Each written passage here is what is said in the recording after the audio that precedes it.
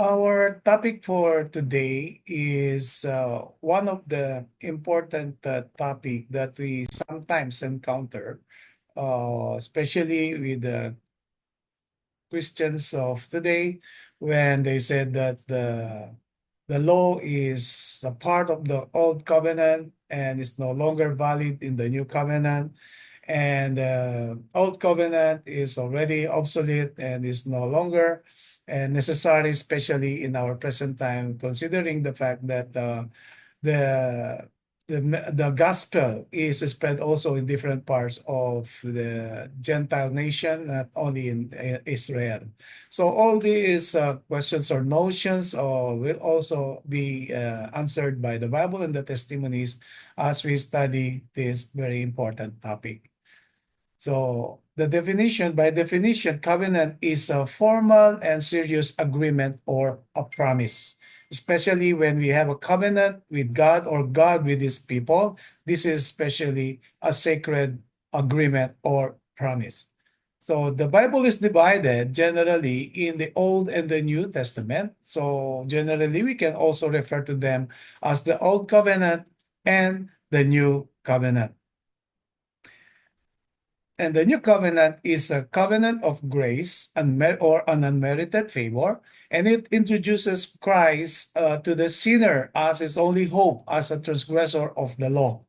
Through the new covenant, the way is open for the forgiveness of sin and the assurance of paradise. So all the people in this present time are invited by our dear God, the Creator and the Redeemer of the world, so that we will have the chance, the final call, the last call for His mercy and grace as we enter or we are nearing the end of this earth's history. So may God help us to understand this presentation and help us also to share this, especially to those who are a sincere truth seeker.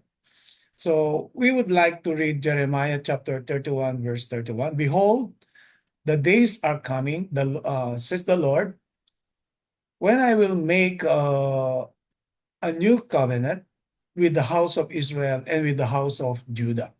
And verse 32, not according to the covenant that I made with their fathers in the day that I took them by the hand to lead them out of the land of Egypt, my covenant which they broke, though I was a husband to them, says the Lord. So these are Bible verses that are very relevant and significant with our study this evening. So I underline my covenant which they broke. So we will have an idea which covenant is obsolete and what is the covenant that the Christian community in our time says is no longer valid in our present time. So again, I underline my covenant which they broke, says the Lord. So it was the Lord telling the people, especially Israel and Judah, that they broke his covenant with them.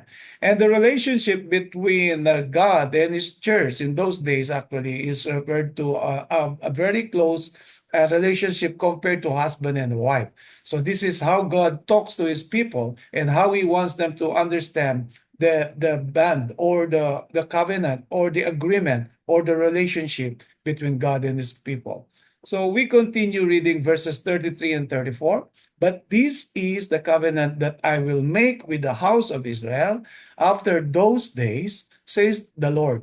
I will put my law in their minds and write it on their hearts, and I will be their God, and they shall be my people. So the Bible verse is telling us that it will the law or the covenant will no longer be written in two tablets of stones, but in the hearts or in the mind of these people. So no more shall every man teach at his neighbor, and every man his brother, saying, Know the Lord, for they all shall know me, from the least to the greatest of them, says the Lord, for I will forgive their iniquity, and their sin I will remember no more. So if we consider the Bible verses, we will understand why even the little child, they have this understanding of what is good and what is bad, because this is what God told his people in the Old Testament or in the olden times. And this is also what is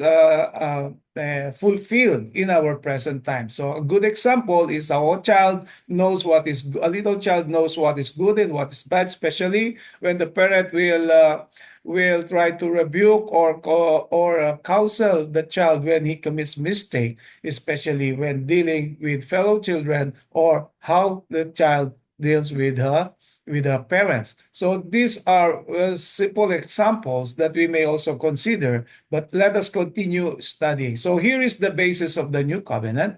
God's law is no longer written on tables of stones, not no longer written in tables of stones, but on the fleshy tables of the heart of man. So that is actually a part of the new covenant. So the commandments are still existing, but no longer written in two tablets of stones as it was in the olden times, but instead in our hearts and in our minds. So we read Romans chapter 8, verses 6 to 7 in comparison with the previous Bible verses. For to be carnally minded is death, but to be spiritually minded is life and peace. Because the carnal mind is enmity against God if it is not subject to the law of God, nor indeed can be. So that is why God made a new covenant, that the laws will be written in our hearts and in our mind. But of course, we need to consider, unless we receive or accept our Lord Jesus Christ as our Savior, our Lord, and our Redeemer, of course, our mind, our choice will not choose what is right in the sight of God. So this is actually steps towards salvation, but we are considering the topic for this evening. So the carnal mind, again, is enmity against God. So we need to have a good relationship by faith to our God, so that we will have the power of the Holy Spirit to overcome and let Him do the work of conversion in our Christian life. So let us study the next subtopic, the Old Covenant. The Old Covenant was an agreement God made with Israel to demonstrate to them their weakness and their entire dependence upon Christ for power to keep God's law. So we also are reminded in the Old Testament that the Spirit of the Holy Spirit is that fully was not fully, shall we say, given, or the manifestation of the power of the Holy Spirit is somehow not yet full in the Old Testament. Although in the beginning, especially during the time of creation, this Holy Spirit is very active. So we will understand from this statement that it was Jesus Christ, or God. Although we have the Godhead, the Father, the Son, and the Holy Spirit working for the salvation of man from the beginning until the end of this earth's history. So we need to understand in the time of the ancient Israel, that God wants these people to acknowledge the true God. So they promised to obey and meant it, but discovered that obedience was impossible in human weakness. So this is the Old Covenant. So we read Exodus chapter 19, verses 5 and 6. Now therefore, if you will indeed obey my voice and keep my covenant, then you shall be a special treasure to me above all people. For all the earth is mine, and you shall be to me a kingdom of priests and a holy nation. These are the words which you shall speak to the children of Israel. So this is how God communicated with these people through Moses. And we will notice that the requirement, so that Israel will remain as the chosen people of God, and it will be blessed as a kingdom of priests and holy nation. They need to obey the voice and keep the covenant of God. This is how deal with these people from time immemorial. And in our present time, this is also how God will communicate with us. So whenever there is a promise for, especially for eternal life, there is always a corresponding trial or a corresponding test. So for the ancient Israel, so it is for them to obey the voice of God that keep the covenant. And in our present time, it is exactly the same. We need to obey His voice, His words, His commands, and let us always keep this covenant or the agreement, which is an holy agreement between God and His people. So we continue reading verses 7 and 8. So Moses came and called for the elders of the people and laid before them all these words which the Lord commanded him. Then all the people answered together and said, all that the Lord has spoken, we will do. So Moses brought back the words of the people to the Lord. So this is how God dealt with the people in those days. So we have the structure of the organization. We have God, of course, the leader, and we have Moses, the symbolical leader or the physical leader for on behalf of God, and then the 70 elders, and then the people in general. And this is how God communicated with them. And the people, they answered, all that the Lord has spoken, we will do. So I highlighted this statement for us to remember and understand the covenant which was broken. So we continue reading Deuteronomy chapter 4, verse 13. And he declared unto you his covenant, which he commanded you to perform, even 10 commandments, and he wrote them upon 2 tables of stone. So we always understand, according to this Bible verse, that the covenant or this covenant is actually the 10 commandments. But the covenant between God and Israel, or God and his people, somehow is very close to this to the 10 commandments, but it is again the agreement between two parties. So we will as we continue studying, we will understand more of this covenant. So the covenant or agreement was that Israel keep the law of God. That is the requirement. That is what God requires his people in the olden times, especially, and then even in our present time. Even if the majority of the Christian community or denominations or professed Christians in our time, they reject this teaching or this doctrine. So God's part of the covenant was good and perfectly reliable. The people's part was to obey, but they could not, even though they had promised sincerely to do so. So all the Lord has spoken, we will do, they replied. This was the weakness of the agreement. They promised what they had no strength to perform. So now we understand little by little how the covenant was broken and which covenant was broken. Let us continue reading this, Hebrews chapter 8, verses 6 to 8. Now he has obtained a more excellent ministry, as much as he is also mediator of a better covenant, which was established on better promises. For the first covenant, if the first covenant had been faultless, then no place had been sought for the second. Because finding fault with them, he says, behold, the days are coming, says the Lord, when I will make a new covenant with the house of Israel, with the house of Judah. So I again highlighted mediator of a better covenant. So you will notice in these Bible verses that finding fault with them, finding fault with these people, that is actually the problem with this covenant. And that is why there is a need for a renewal of this covenant, which was broken by the other party. So we continue reading. Here it is stated clearly that the fault of the broken covenant was with the people, not with God. But he promised a better covenant, which is the new covenant. So this is how we understand these Bible verses.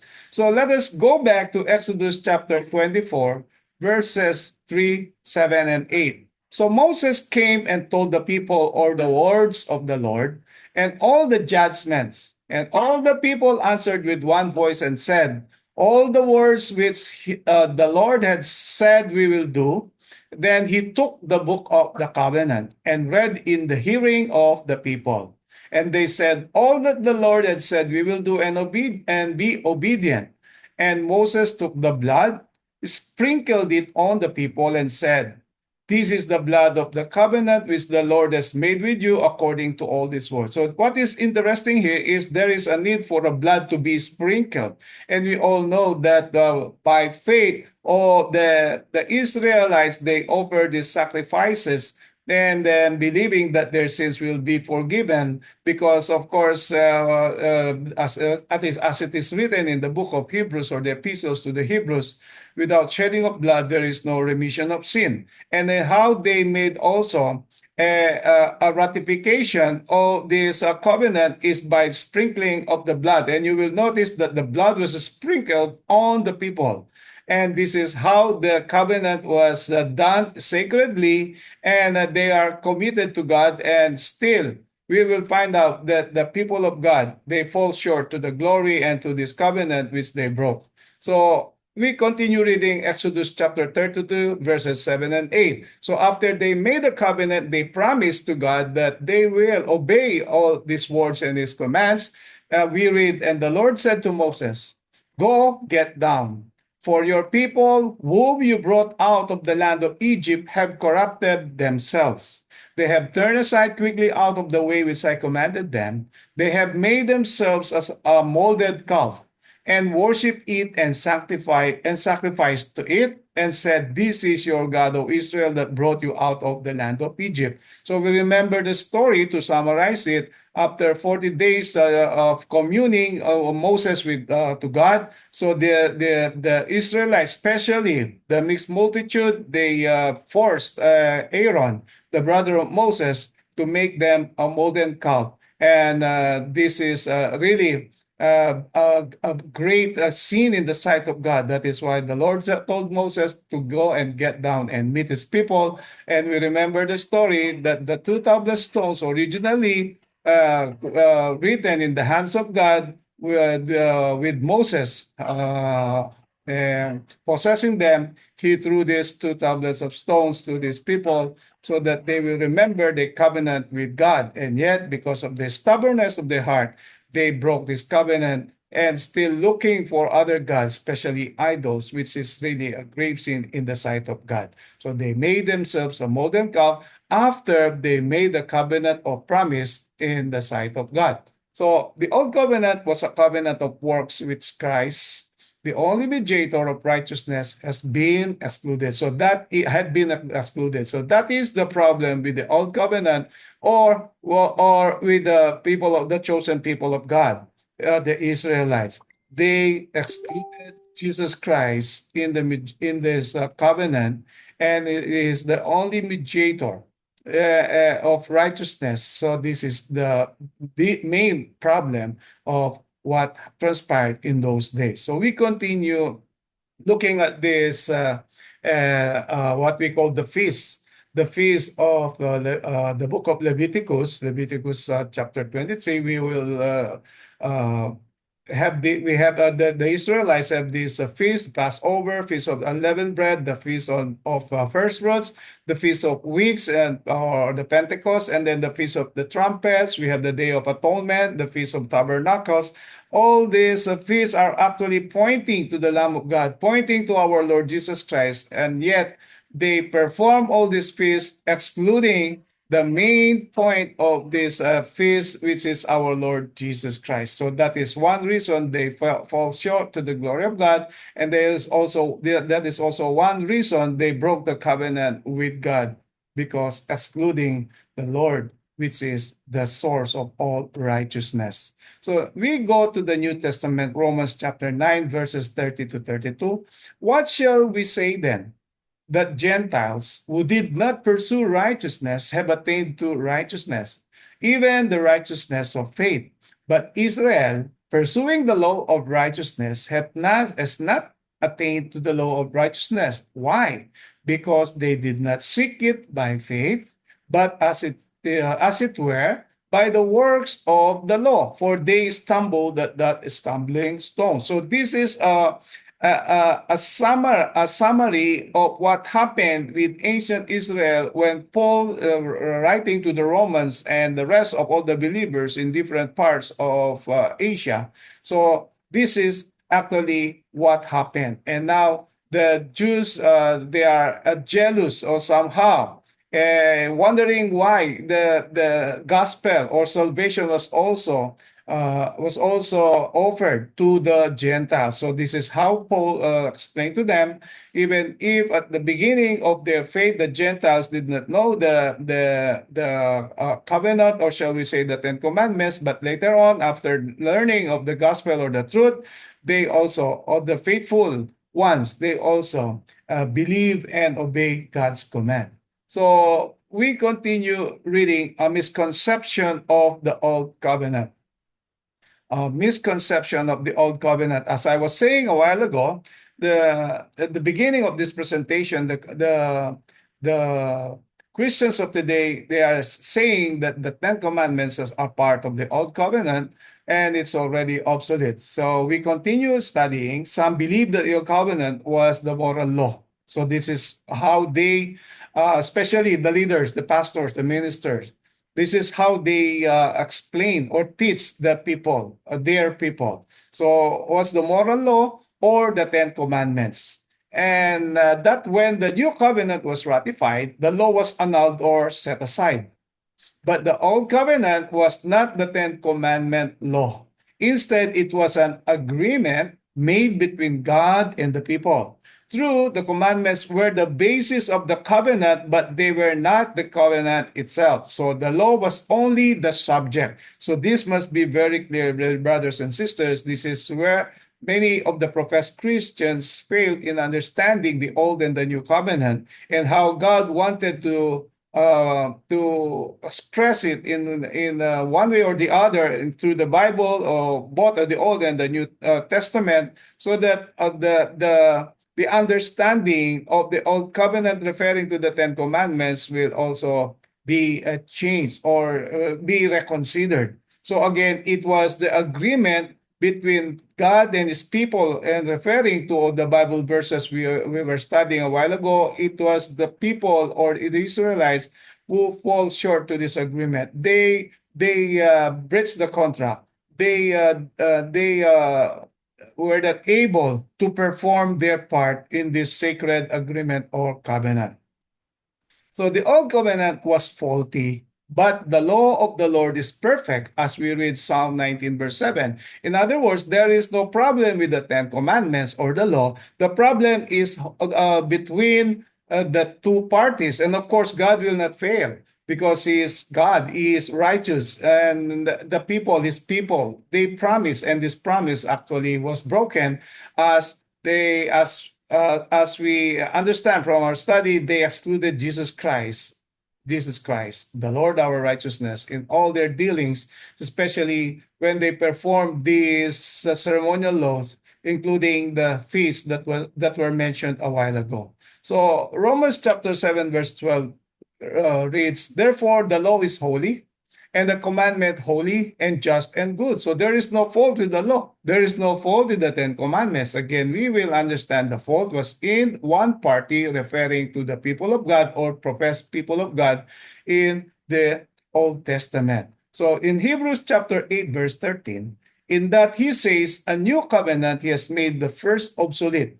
Now what is becoming obsolete and growing old is ready to vanish away." So sometimes we also encounter this in when we have some discussions or conversations with for Christians of today, especially the Sunday churches, when they will not accept the Ten Commandments, is specifically the fourth commandments or the Sabbath commandment. So they will say that the new covenant made the first obsolete, they are referring actually to the Ten Commandments, but now we learned it was the agreement, especially the second party referring to the Israelites, which broke this agreement. That is why the first or the old covenant needs to be renewed because of the promise or the agreement that was not performed by the other party, referring to God's people. So then that is why there is a need for a new covenant or a new agreement between God and his people in our present time.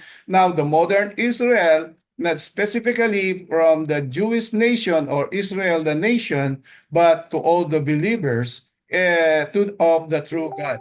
So no person should fall. This is how we may summarize or shall we say analyze. No person should fall into error in thinking that the new covenant affected the validity of the moral law or lessened any obligation to keep it. Instead, the new covenant establishes the law forever. That is why, because there was a mistake or an error of the agreement, especially the second party referring to the people when they did not fulfill their promise. First, they all said they will obey the voice of God, they will obey the commands, they will obey the statutes, they will obey the instructions. But a few months later, so they made a golden calf, so they broke the covenant. So it is not the Ten Commandments which is faulty or in error. It is actually, again, the people of God, the professed people of God of today, the same mistake they are committing. So law, faith, and grace. So this is the relationship between the commandments and faith and grace based on what is written in the Bible. We read Romans chapter 3, verse 31. This is how we deal also with the Christians of today who reject the commandments of God and is no longer valid or obsolete because of grace. And we will be saved by faith, according to Ephesians chapter 2, verse 8, by grace through faith, and which is right. But we need to also consider these Bible verses to understand fully what is the meaning of these verses that were mentioned. So we start with Romans chapter 3, verse 31. Do we then make void the law through faith? Certainly not. On the contrary, we establish the law. So faith will not work against the law, or faith will not transgress the law. So in Romans chapter 6, verse 15, what then? Shall we sin because we are not under the law but under grace? God forbid. So these are two very important Bible verses that we may also share to the professed Christians of today when they insist that we will be saved by grace and by faith and no need to keep the commandments. So these are two very important Bible verses. We may also consider Romans chapter 2, verse 13, not the hearers of the law, but the doers of the law shall be justified. So then faith and grace will not transgress the commandments. Otherwise, there will be shall we say, a confusion. There will be a mistake of what is written both in the Old and the New Testament, or the Old and the New Covenant. That is why the Old and the New Testament, the Old and New Covenant are reconciling because of what is written, specifically in this point of our study. So the teaching of the New Testament is not that the law is abolished, but that we should uphold it and keep it. That is the part that was actually broken in this agreement, and how we keep, or the promise that the Israelites did, they did not fulfill their promise. So we should uphold and keep it. We are not saved because we keep the law, but because we are saved, we will willingly obey God and keep his commandments. So we understand from this statement that the justification, or that is justification by faith, when we believe in God, we believe in our Lord Jesus Christ, he died for our sins, and that is the beginning of the steps towards salvation. And we need to be sanctified by faith, which is actually believing and using the grace that God provided to keep his commandments. So we will willingly obey God and keep his commandments, and motivated by love, which Jesus said, if you love me, keep my commandments, in John chapter 14, verse 15. So we continue with our study with the subtopic, the everlasting covenant. So this is also one point of argument, or yes, in our present time, what is this everlasting covenant? If this the old and the new covenant that we are now discussing is what we just learned, and what is the everlasting covenant? So let us read Hebrews chapter 13, verses 20 and 21. Now may the God of peace, who brought up our Lord Jesus from the dead, that great shepherd of the sheep, through the blood of the everlasting covenant, make you complete in every good work to do his will. So I underline to do his will because actually that is the new covenant that God will write the laws in our hearts and our mind and renew our covenant by believing, by submitting, and by also fulfilling our covenant, which is obeying or doing his will, and working in you what is well pleasing in his sight, through Jesus Christ, to whom be glory forever and ever. Amen. So these are the two Bible verses from Hebrews chapter 13 that we may consider, especially in doing our part in this new covenant, which is to do his holy will. So the new covenant and everlasting covenant are the same. No person living in the Old Testament time was saved by virtue of the Old Covenant. His salvation was dependent upon the New Covenant, which was really in effect before the foundation of the world. We may consider Revelation chapter 13, verse 8, the last part, the lamb slain from the foundation of the world, which is also considered to be a part of the plan of salvation in case man will fall into temptation and sin. So the everlasting covenant had always existed both before and after the cross or the death of our Lord Jesus Christ in the cross of Calvary. So the promises were sure, but the new covenant was not actually ratified until Jesus shed his blood on Calvary. So we remember when Moses was introducing this covenant, and there was a book of the covenant, which is actually a part of the ceremonial laws, and again, this is a part of the agreement between God and his people, but the center of which, or the subject of which, was mentioned in Deuteronomy chapter 4, verse 13, which is the Ten Commandments. So here we will understand it is called new because it was sealed at a later time. So in the olden times, in the time of Moses, the blood was sprinkled to the people. So to remind them that there is a lamb that was slain before the foundation of the world. So now in the new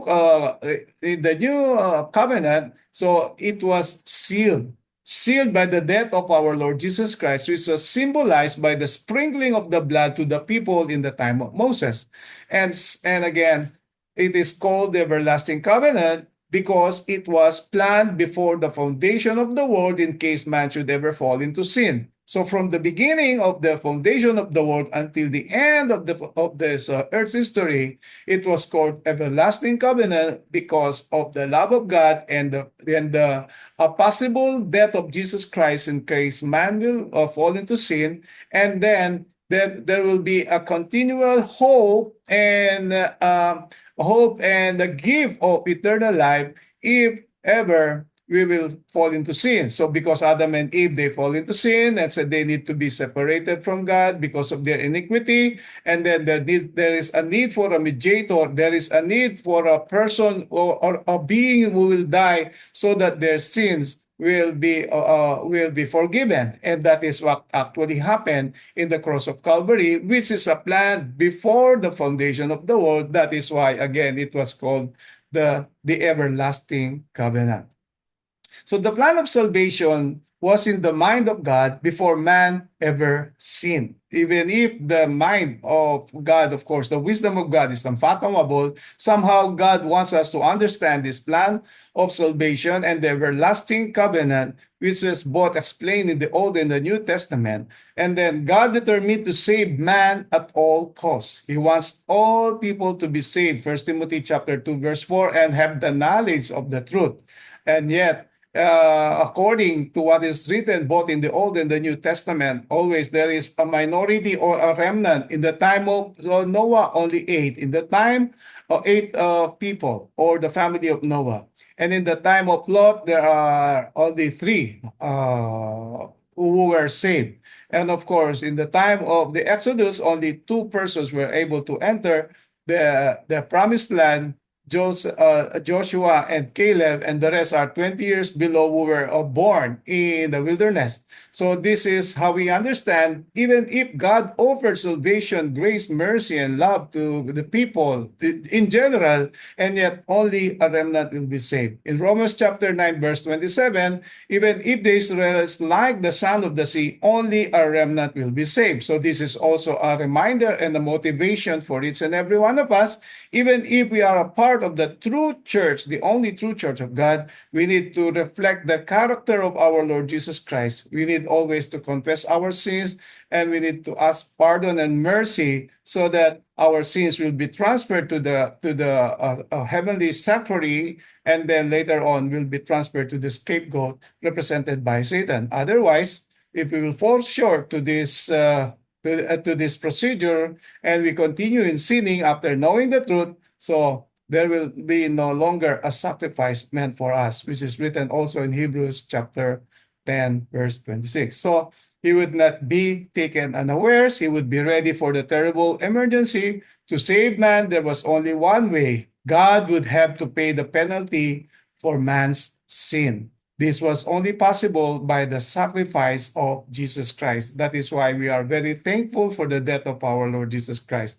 We are very thankful to God the Father in allowing Jesus Christ, his only begotten Son, to die on our behalf. And in this way, we will have another probation, and the only probation after the death of our Lord Jesus Christ, after our transgression of his holy law, that we may be provided with eternal life, which we are all candidates, and we are praying and hoping that one day soon we will meet Jesus Christ in the clouds of heaven. So we continue reading Romans chapter 8, verses 3 and 4. For what the law could not do in that it was weak through the flesh, God did by sending his own Son in the likeness of sinful flesh on account of sin. He condemned sin in the flesh, that the righteous requirement of the law might be fulfilled in us who do not walk according to the flesh, but according to the Spirit. So God, that is why the Bible called him the best pattern, the best example. So it is our Lord Jesus Christ voluntarily, because of his love for us, together with the Father, of course. This is their plan. So instead, we will die because of our sin, for the wages of sin is death, Romans chapter 6, verse 23. So he showed us the way. Even we have this the fallen nature, if we believe in our Lord Jesus Christ, having faith in his righteousness, and having the hope of redemption in the coming days. So this is the best ever example that God showed his love for us, and how our Lord Jesus Christ showed us how to live in this world which is full of darkness brought about by sin, and how we would overcome the enemy, overcome the temptations, how he overcame also in the wilderness, the temptation in wilderness on appetite, the test on appetite, presumption, and the riches of the world. And of course, we have another enemy, ourself, which is the greatest battle that ever fought. It's the stern battle of ourself.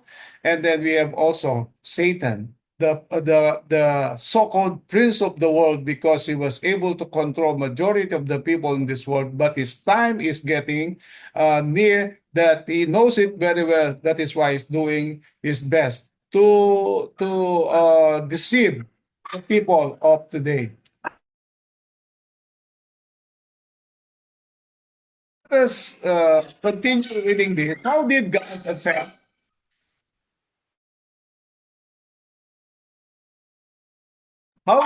affect that which the law could not do?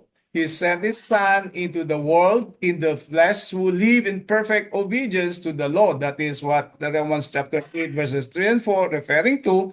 Thus, he demonstrated his ability to bring human flesh into full conformity with God's law. Now he offers to change the heart from stone to flesh and write his law upon it. So we remember again his promise with his people, especially in Ezekiel. verse 26. He give us a new heart, a heart of flesh, and a not heart of stone, or referring to a stubborn heart. So we continue reading Second Corinthians chapter 3, verse 3. So we are about to finish our study. Clearly, you are an epistle of Christ, ministered by us, written not with ink, but by the Spirit of the living God, not on tablets of stone, but on tablets of flesh, that is of the heart. So this is how the Old and the New Testament, the Old and the New Covenant reconciled. And as we see in this Bible verse that was written by Paul to the Corinthians and the rest of the believers in Asia and even in our time, that now the commandments or the covenant is now written in our hearts, in our mind. So may God help us to understand this topic so that we may also be able to share it to other people, especially the professed Christians of today, that both the Old and the New Testament or the covenant are still valid, and the old covenant, the fault was not in the commandments or not the commandments, but not with the God, but it was because of the people or the Israelites. They did not fulfill their promise or their part. And in the new covenant, it was written in the hearts and our minds so that we continue to keep his commandments, and we need to do his will. And King David wrote in Psalm 40, verse 8, I delight to do thy will, O God, thy commandments is in my heart. So then to do the will of God is to keep his commandments. And in that way, we will fulfill our part in this covenant, the everlasting gospel, so that we may also obtain mercy and also inherit eternal life, which was provided by God through our Lord Jesus Christ, and the working of the Holy Spirit in our daily life, especially in this time when the end is near. May God help us, dear brothers and sisters, in Jesus' name. Amen.